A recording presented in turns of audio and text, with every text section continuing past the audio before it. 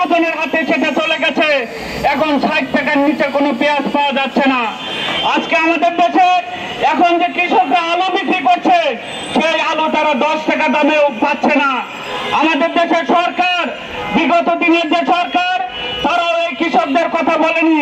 তারা বিভিন্ন সেমিনারে গিয়ে, সিম্পোজিতে গিয়ে সেখানে তারা বলেছে তারা কৃষক বান্ধব সরকার, কিন্তু আমরা তাদের কর্মকাণ্ডে সেটা দেখতে পারি না।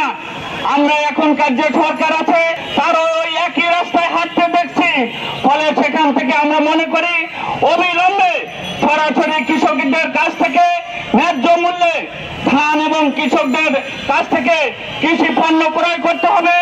সেই আন্দোলনে ক্ষেত্রজুড়ে কৃষক সংগঠন সারা দেশে যে আন্দোলন সংগ্রামের ডাক দিয়েছে, সেই আন্দোলন সংগ্রামে দেশের মেহনতি মানুষ কৃষকদের সমবেত হওয়ার আহ্বান জানিয়ে আমি আমার সংক্ষিপ্ত বক্তব্য শেষ করছি। সবাইকে ধন্যবাদ। আমরা কৃষক ক্ষেত মজুর সংগ্রাম পরিষদের পক্ষ থেকে দাবি তুলেছি ন্যূনতম 50 লক্ষ মেট্রিক টন ধান কিনতে হবে।